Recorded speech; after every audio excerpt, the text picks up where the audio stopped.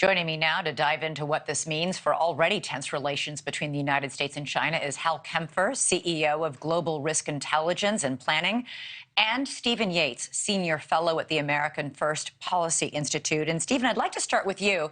We've had for decades, since 1979, a policy of strategic ambiguity around Taiwan. We'll arm them, we'll help them, but we will not fight for them.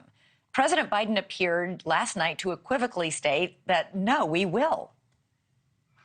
Well, in my experience, there has actually been a commitment to bring force to bear in some contingencies. We just have not openly said how, in terms of timing or what that material would be.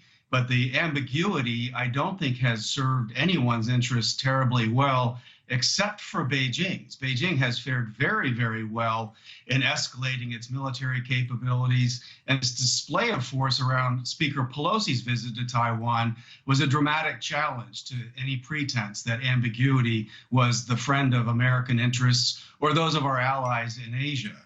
There's also the separate question of how this is being communicated. And when you repeatedly have the commander-in-chief stating what his policy is for the third or fourth time, and for the third or fourth time have it walked back by anonymous White House staffers, that is damaging to the president's credibility to deal with world leaders. Hal, do you agree? I mean, it is, he said it in May, he said it again last night, and both times right away, somebody in the White House said, no, we're not saying we're going to send U.S. troops to Taiwan to defend Taiwan. Elizabeth, from a strategic communication standpoint, I think this walking back like they do doesn't help the White House at all. The strategic ambiguity has become less ambiguous over time because this is the fourth time that I'm counting that the president has said, yes, we will use forces. However, I just want to point out that he framed it with an unprecedented attack. What he's not addressed, which a lot of experts fear, is that they might do a blockade. And it might be a creeping blockade to stop certain shipments of certain things like weapons. What will be our response then? Will we run the blockade? Will we risk a war with China to basically break a partial blockade? That's still very ambiguous and unclear. Mm-hmm.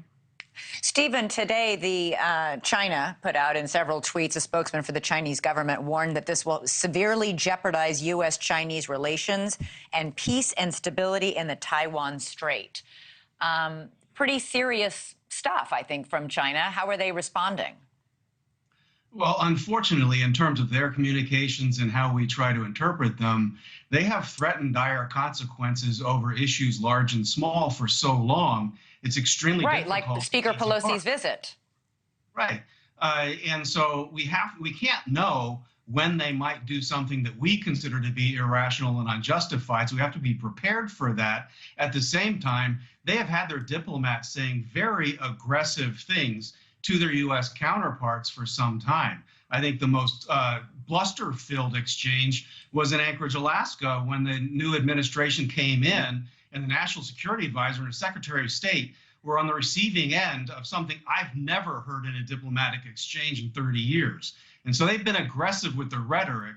I think it's incumbent upon us to help our allies and friends abroad to have a stronger capability to deter things on their own, to mitigate our need to intervene to the extent possible.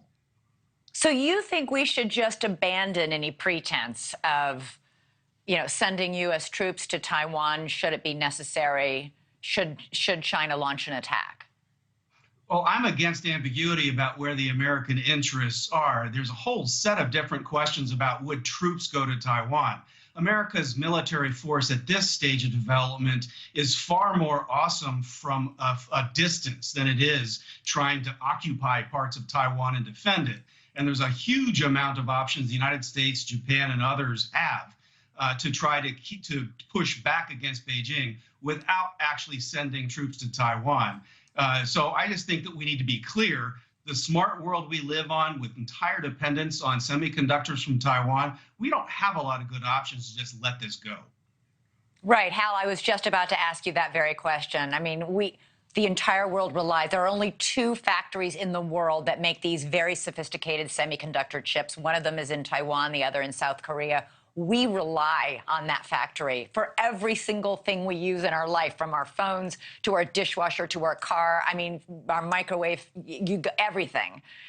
How big an issue is it that we are all so reliant, not just the United States, but the world at large is so reliant on this one thing that this country makes? Well, it's basically forcing us to look at onshoring in the long term, which is bringing some of this back, and we're starting to see investment in the U.S. to avoid that. But the other thing is, it's interesting. We may end up getting involved with a war over chips because we're so dependent on Taiwanese chips, and you really can't replace them, and the world can't replace them. In fact, Russia's finding it tough to replace it right now in the war with Ukraine, and so we have to go in there and we have to defend it. One thing I would say, though, is we need to make sure we don't get completely overwhelmed with some of this rhetoric. This doctrine of unrestricted warfare, where they use the information space, if you will, as just another way of lobbying or weaponizing, I should say, what they do. We shouldn't overreact. It's their rhetoric has always been a little bit beyond, and more beyond today. Yeah, very, very hot today. And as you said, going to war over chips would be, I don't want to think about it at this point. At any rate, Hal Kempfer, Stephen Yates, thank you so much for a smart discussion on that tonight.